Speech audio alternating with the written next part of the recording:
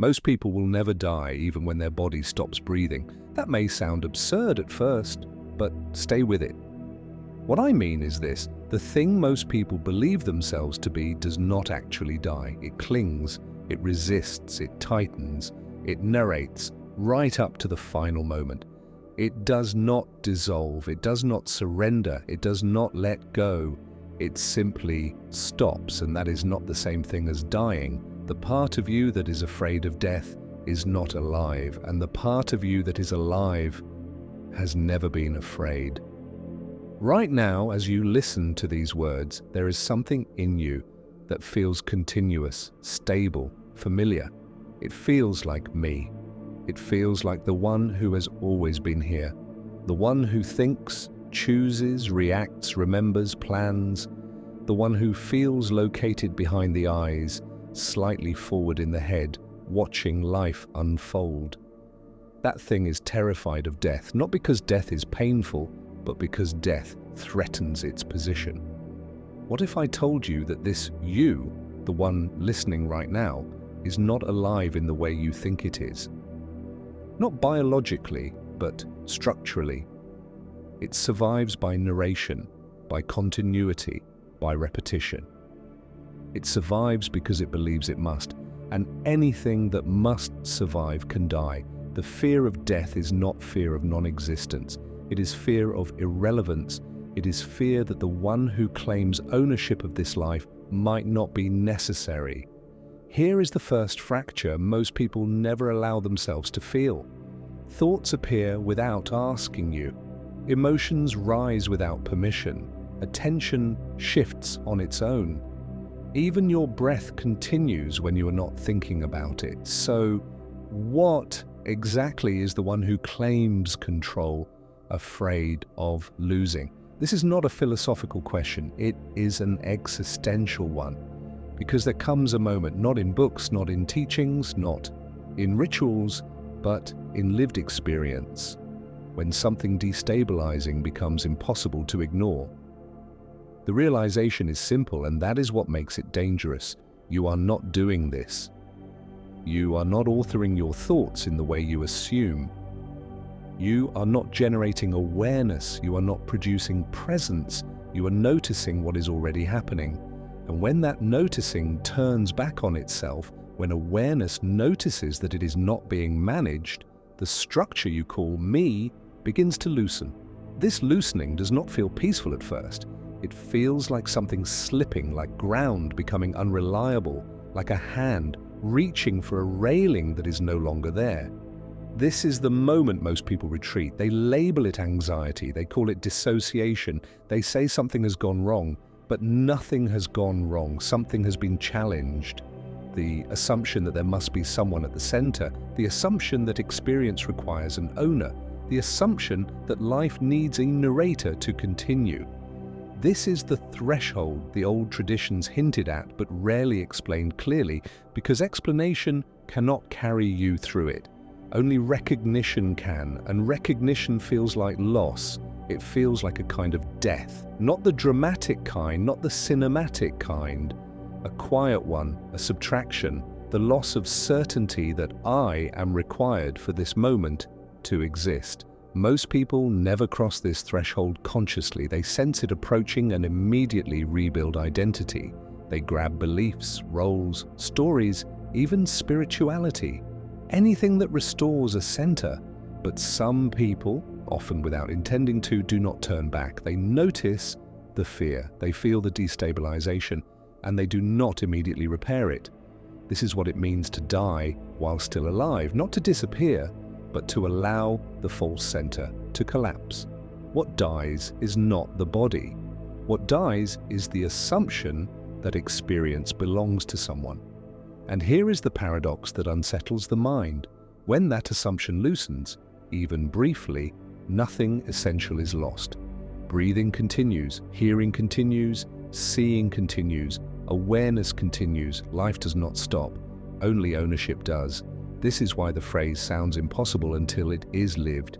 If you die before you die, you will never die, because what dies was never alive.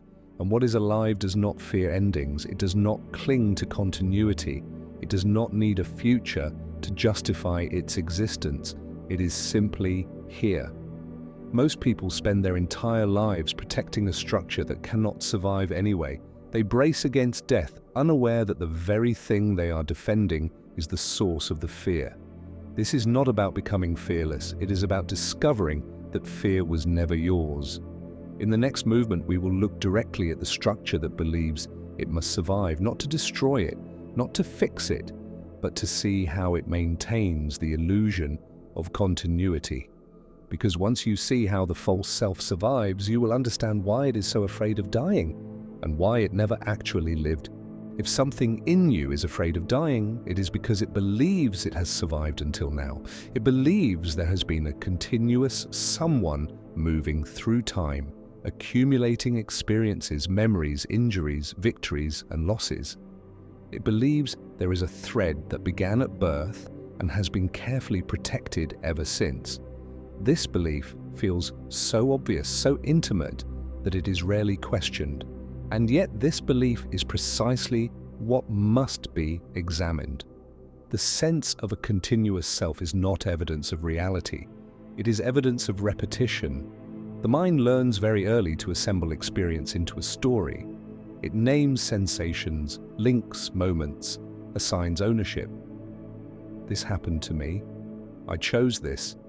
I am the same one who remembers that. Over time, these links harden. They begin to feel like substance rather than process. Identity stops feeling like something that happens and starts feeling like something that exists. But continuity is not proof of life. A recording can play without interruption. A loop can repeat indefinitely. A machine can maintain a pattern for decades. None of this makes it alive in the way you imagine yourself to be alive. The self that fears death survives by maintenance. It requires constant reinforcement. Memory must be consulted. Roles must be rehearsed. Preferences must be defended. Narratives must be refreshed. Without this constant upkeep, the sense of me weakens. Notice how fragile it actually is. A sudden shock, extreme fatigue, intense emotion, or deep silence can interrupt it. Trauma can fracture it. Psychedelics can dissolve it.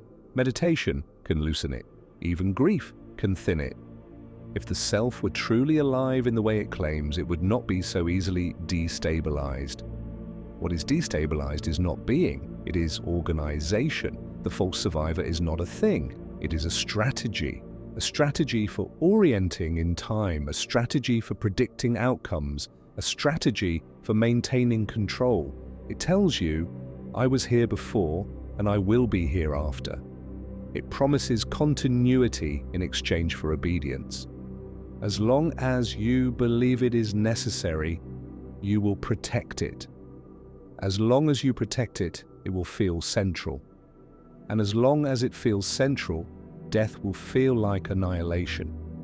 But look more closely, where exactly is this survivor located? Is it in the body? Cells die and regenerate constantly. Is it in memory? Memory is incomplete, unreliable, and constantly rewritten. Is it in thought? Thoughts arise and vanish without consent. Is it in emotion? Emotions move like weather. None of these are stable, none of these persist. And yet the sense of me claims all of them. This claiming is the key. The false survivor survives by appropriation. Whatever arises, it says, this is mine. My thought, my fear, my breath, my life, my death. It does not create experience. It annexes it. And by annexing experience, it convinces itself it is the center from which experience flows. This is why the idea of dying while alive feels threatening. It is not threatening because something real would be lost. It is threatening because the claiming would stop. There would be no central authority to say, this is happening to me. Experience would still occur, but without ownership. And for the false survivor, that is indistinguishable from death. The irony is that this survivor is never actually present. Presence does not require memory. Presence does not require a future. Presence does not require story. Presence is immediate, raw, unmediated, It is here before the claim and remains after it. The false survivor arrives late and leaves early, but it takes credit for the entire event. Think about moments when the self is temporarily absent: deep absorption in music, intense focus, sudden beauty, shock, laughter. In those moments, there is no narrator, there is no manager, there is just experience unfolding. And yet those moments are not dead. They are often described as the most alive. The false survivor disappears and life intensifies. This is the quiet contradiction most people never resolve. The moments that feel most alive are the moments when the sense of me is weakest, and the moments when me is strongest are often filled with anxiety, tension, and anticipation. The survivor promises safety but delivers contraction. It promises continuity but delivers fear. The false survivor does not want immortality. It wants control. It wants assurance that nothing will happen without its approval. Death represents the ultimate loss of that approval, not because experience would end, but because experience would no longer consult it. This is why the fear of death is so visceral. It is not about cessation. It is about displacement. To die before you die is to allow this displacement to occur while the body still lives. It is to let the false survivor be revealed as unnecessary, not fought, not destroyed, simply seen through. When it is seen clearly, it cannot maintain its authority. It can still function, still organize, still operate when needed, but it no longer claims the throne. This is not liberation through effort. It is liberation through exposure. Once you see that the self survives by narrative rather than necessity, its grip loosens.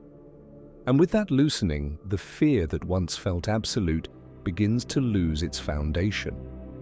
In the next movement, we will approach the precise moment when this structure begins to fracture, not as an idea, but as an experience. The point at which awareness turns back on the observer and the illusion of control begins to fail.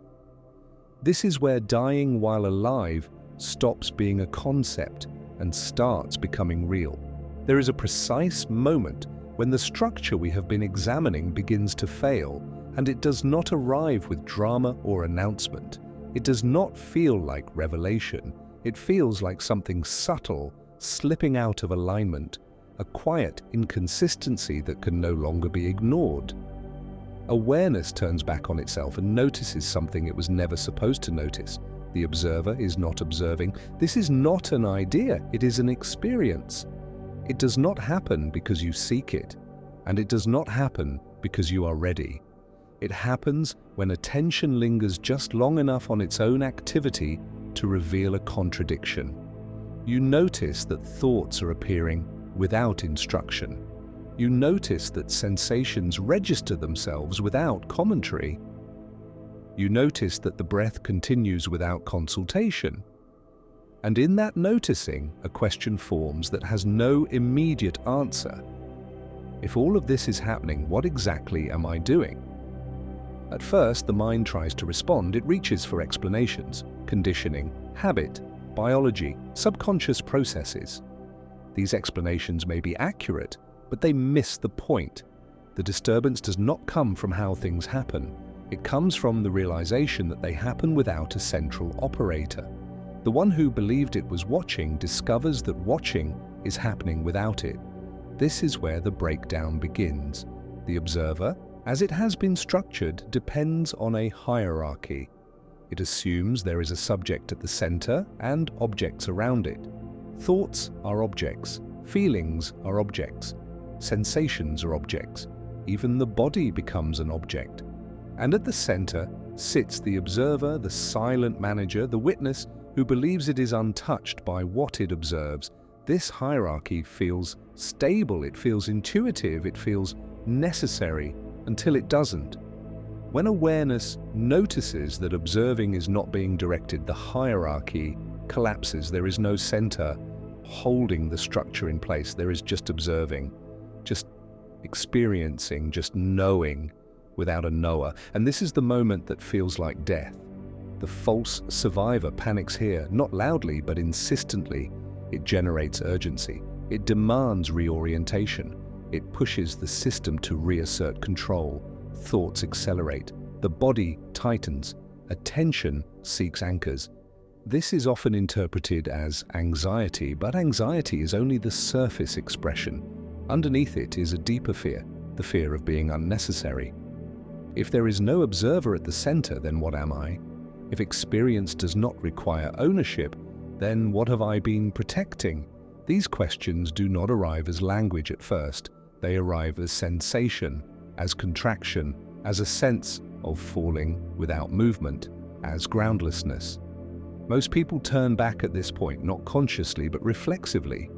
They re-identify with thought. They reattach to story. They reaffirm roles. They may even reach for spiritual concepts to stabilize themselves. Witness, consciousness, higher self, awareness, watching awareness.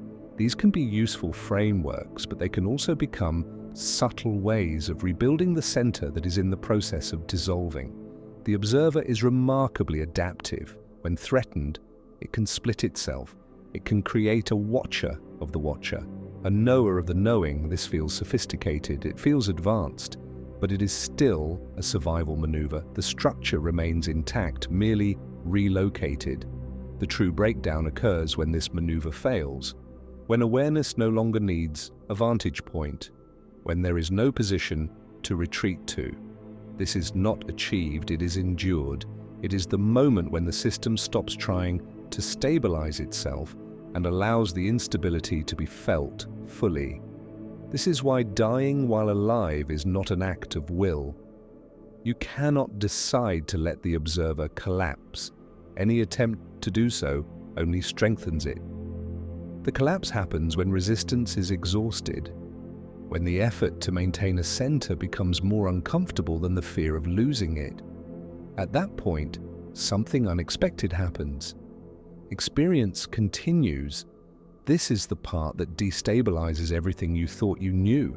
Seeing continues, hearing continues, sensation continues, thought continues. The body breathes, the heart beats, life unfolds. But there is no longer a sense of someone inside it all, supervising the process. Nothing has gone missing. What disappears is the reference point. The observer does not die in the way the mind imagines death. There is no darkness, no blackout, no annihilation. There is simply the absence of the one who claimed ownership. The absence of the narrator who said, "This is happening to me." This absence feels vast at first, empty, unprotected. It can feel intimate and exposed, as if something essential has been removed. But gradually, something becomes clear. What remains is not nothing. What remains is immediacy, a directness of experience unfiltered by commentary. This is why people who pass through this describe it as both terrifying and ordinary. Terrifying because the familiar anchor is gone. Ordinary because nothing supernatural has occurred. The world has not changed. The body has not changed. Consciousness has not expanded into light or visions. Only the center has dissolved. And yet the implications are profound. If the observer is not necessary for experience to occur, then the observer was never the source of life. If the observer can disappear without ending awareness, then awareness was never dependent on it. The thing that feared death was not the thing that was alive. This is the experiential resolution of the paradox introduced earlier. If you die before you die, you will never die. Not because you become immortal, but because what dies was never the living part. The observer was a function, not an essence, a role, not a reality. At this stage, there is often a temptation to name what remains, to call it awareness, presence, being, consciousness, the self. Naming can be useful, but it can also reintroduce distance. What matters is not the label, but the recognition that what remains does not need to survive. It is not moving through time. It is not accumulating. It is not trying to continue. It is simply here. This is why fear begins to lose its authority. Fear requires a future. It requires a narrative of loss. It requires someone to whom loss will happen. When the observer collapses, fear no longer has a center to attach to. It may still arise as sensation, but it does not organize experience around itself. It passes without explanation.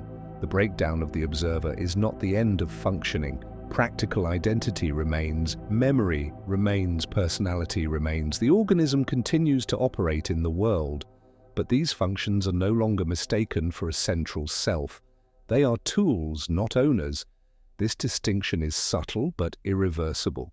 Once seen clearly, it cannot be unseen. The observer may reappear in daily life, but it is no longer believed in the same way.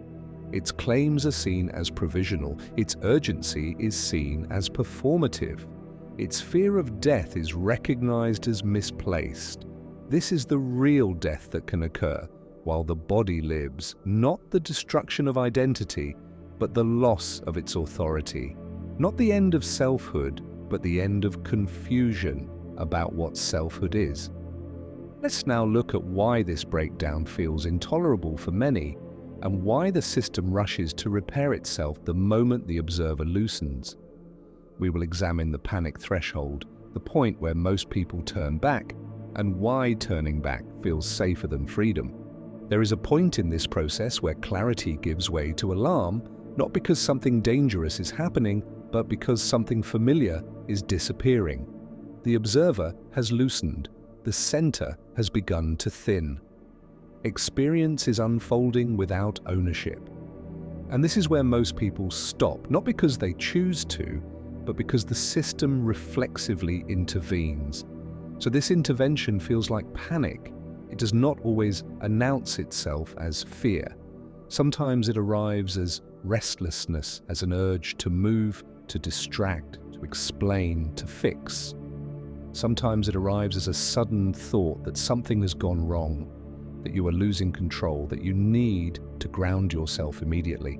Sometimes it arrives as a tightening in the chest or a shallow breath, a bodily signal that demands attention. Whatever its form, its function is the same. It is the organism attempting to restore a center. The panic threshold is not psychological weakness, it is biological loyalty. The nervous system has evolved to preserve orientation. For most of human history, losing a sense of self-location meant danger. Disorientation meant vulnerability. Vulnerability meant death.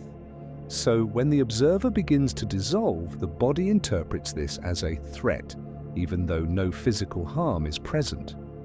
This is why the experience is so often misunderstood. People assume they are failing at something. They believe they are doing the process incorrectly. They think they need more technique, more control, more guidance. But the panic threshold is not a mistake. It is the sign that the process is working. What the system is protecting here is not life, it is authority. The observer's authority rests on a single assumption that there must be someone in charge. When that assumption weakens, the entire hierarchy destabilizes. Thoughts no longer report to a central manager, sensations no longer require interpretation, experience becomes direct, and directness feels dangerous to a structure built on mediation. So the system attempts repair. It may rebuild the observer as a watcher of awareness, a subtle vantage point that feels elevated and safe. It may reassert identity through story, reminding you who you are, what you value, what you believe. It may introduce spiritual language to soften the threat, reframing the collapse as progress, awakening, or attainment. These moves are not wrong, but they are premature. They restore stability at the cost of truth. The panic threshold is the moment when you are closest to dying while alive. And it is also the moment when most people retreat. This retreat is understandable. The absence of a center feels like exposure. Without a narrator, there is no buffer between sensation and awareness. Everything feels immediate, intimate, unfiltered. The mind interprets this as overwhelm, even though nothing new has been added. In reality, something has been removed. The delay, the commentary, the distance.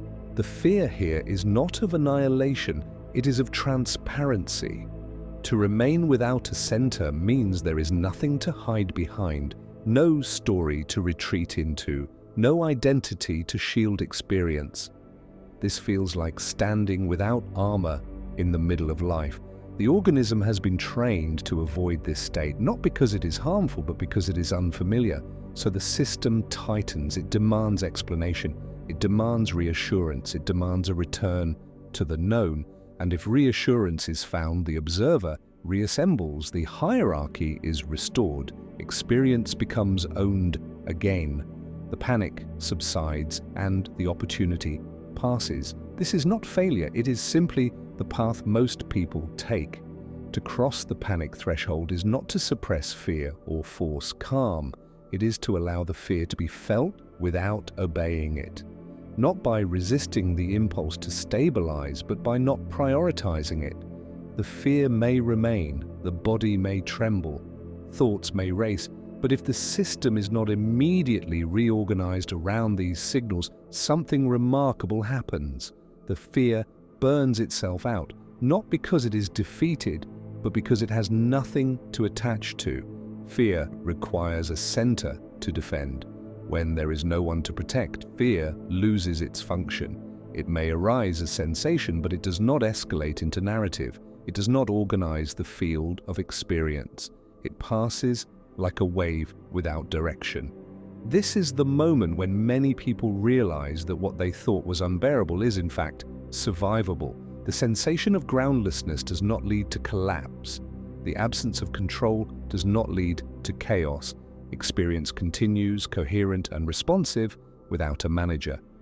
This realization changes the relationship to fear permanently.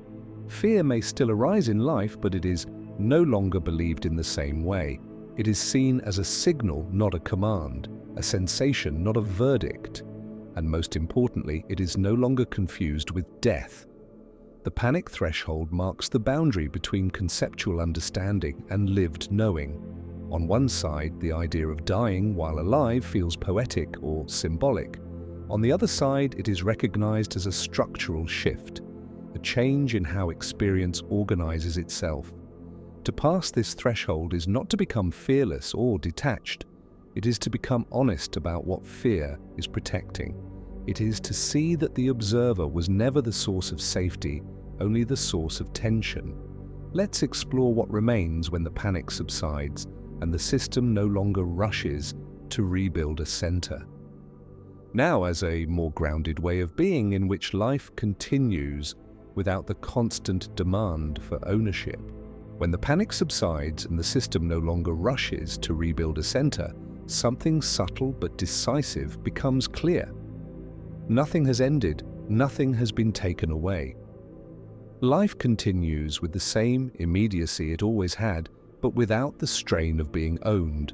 This is where the paradox that sounded abstract at the beginning finally resolves itself, not as an idea, but as lived understanding. What collapses when you die before you die is not existence, it is authorship. The belief that there must be a central agent directing experience quietly falls away. And in its absence, experience does not fragment or dissolve, it simplifies. Seeing happens without a seer, hearing happens without a listener. Thought arises without a thinker. There is no gap in functioning, there is only the absence of claim. This is the moment many people expect something dramatic to occur and are confused when it does not. There are no visions, no sudden bliss, no permanent elevation. The world looks the same, the body feels the same, the personality continues to express itself. And yet something fundamental has shifted. The tension that once accompanied every moment, the subtle effort of maintaining identity, is gone. This is why the fear of death begins to lose its grip here. Death was never feared because life would end. It was feared because the one who claimed ownership believed it would be erased. But when that claimant dissolves while the body still lives, death loses its primary threat. It no longer represents annihilation, it represents transition, an event, not a verdict. What remains does not move through time in the way identity does. It does not accumulate. It does not seek continuity. It does not need to be protected. It does not imagine a future in which it must survive. This is not because it is immortal in a personal sense, but because it was never born as a thing that could end. It is not an object in time. It is the field in which time appears. This recognition is not philosophical, it is deeply practical. When there is no central owner, life is met more directly. Decisions still happen, but they are not burdened with self-definition. Actions still occur, but they are not framed as evidence of worth. Relationships continue, but they are not used to stabilize identity. The endless internal negotiation that once dominated experience quiets down. This does not mean life becomes easy. Pain still arises. Loss still occurs. Uncertainty remains.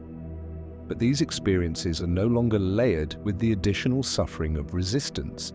There is no inner argument about what should not be happening, no story about what this means for me. Experience is allowed to be what it is without immediately being converted into narrative. This is where the phrase "you will never die" stops sounding mystical and starts sounding precise. What does not organize itself around ownership does not fear loss. What does not imagine itself as a thing moving through time does not imagine an end.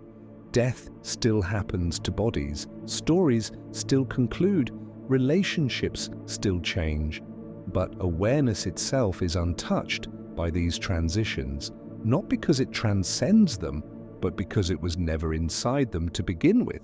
At this stage, there is often a temptation to claim this recognition as an achievement, to say, "I have seen this," or "I understand now." This temptation is understandable, but it is also the beginning of reconstruction. The observer is clever. It can reconstitute itself around insight just as easily as it once did around fear. This is why the shift must be lived rather than possessed. The paradox resolves itself only when there is no one left to resolve it. If you die before you die, you will never die does not mean you escape mortality. It means mortality is no longer confused with identity. The death that mattered has already occurred. The collapse of the false center has already happened. What remains is not something that can be threatened by endings. This does not produce certainty. It produces openness, a willingness to meet life without armor, a capacity to feel without immediately interpreting, a freedom to act without constantly referencing an inner authority. The absence of a center does not create chaos, it creates responsiveness. In this way, dying while alive is not an endpoint, it is a reorientation. Life is no longer lived from the inside of a narrative, but from the immediacy of presence. This presence is not elevated or special, it is ordinary. So ordinary that it is often overlooked, but it is also unshakable because it does not depend on continuity to exist. The paradox is resolved not by understanding it, but by outliving the questioner. When the one who needed the answer dissolves, the question loses relevance. What remains does not ask whether it will survive, it simply responds to what is here. Finally, we will look at what life looks like after this shift has occurred. A way of living in which death is no longer the shadow behind every moment, because the one who feared it is no longer running the show. What remains after the false death is not a new identity, not a refined self, not a permanent state you can return to at will. What remains is a shift in orientation so subtle it can be missed if you are looking for signs. Life continues, but it is no longer organized around a central claimant. Experience happens without asking permission. Action unfolds without the constant need for justification. There is movement, but less friction. There is still complexity, but less inner resistance. This is not transcendence. It is intimacy. You still wake up in the morning. You still feel tired, hungry, distracted, curious. You still respond to the world. You still care. But the quiet pressure to define yourself through these experiences has eased. They arise and pass without being immediately converted into a story about who you are. There is more space around everything, not distance, but room. In this space, fear behaves differently. It still appears when danger is present, it still signals caution, but it no longer dominates the entire field of experience. It is no longer mistaken for truth. Fear becomes information instead of identity. It passes through awareness without reorganizing your sense of self around it. The same is true of desire, ambition, regret, and hope. They arise, they move, they dissolve. None of them claim the center. This is why life after the death of the false self feels quieter, not emptier. The constant inner commentary has softened. The voice that once narrated every moment has lost its authority. Silence appears not as an absence, but as a background presence that was always there, obscured by noise. In this silence, perception sharpens. You notice details you once rushed past. You feel sensations more fully without immediately categorizing them. You listen without waiting to respond. The world does not become less demanding, but you are no longer demanded by it in the same way. Events happen, challenges arise, decisions must be made, yet there is less internal struggle about what these moments mean for you. The question of meaning loosens its grip, not because life has become meaningless, but because meaning no longer needs to be manufactured through narrative. It is found in direct participation. This shift does not make you passive, it makes you responsive. Action still occurs, often more cleanly than before. Without the burden of self-protection, responses tend to be simpler, more proportional to the situation at hand. You do what is needed not to reinforce an identity, but because the moment calls for it. Afterwards, the action does not echo endlessly in your mind. It is allowed to end. Relationships change in subtle ways. Without a central self to defend, there is less need to manage perception, less fear of being seen, less urgency to be understood. Connection becomes less transactional. You listen more, you react less. You allow others to be as they are, not because you have adopted a philosophy of acceptance, but because there is less internal resistance to difference. The need to control outcomes loosens. And yet nothing about this is final. The observer can reassemble. Identity can reclaim authority. Stress, habit, and conditioning can pull you back into old patterns. This is not a permanent achievement. It is a recognition that, once seen, changes how seriously the drama of selfhood is taken. You may still play the role, but you no longer confuse the role with what you are. This is why the ancient phrase does not promise salvation. It offers clarity. If you die before you die, you will never die does not mean you escape loss, illness, or the end of the body. It means that death no longer defines you. It no longer stands as the ultimate threat around which life must be organized. The death that mattered has already happened, and it did not take anything real with it. What remains is not something you can point to. It has no shape, no history, no future. It does not announce itself. It does not demand recognition. It simply allows experience to unfold without insisting on ownership. This is not mystical, it is deeply ordinary. So ordinary that it is often overlooked in favor of more dramatic narratives, and perhaps that is the final irony. The thing you feared losing was never alive, and the thing that remains was never threatened. Before you close this and return to your day, notice what is happening right now. Sounds appear, sensations register, thoughts move through, breathing continues. All of this is occurring without effort, without instruction, without a manager directing the process.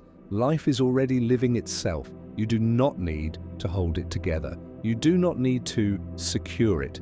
You do not need to survive it.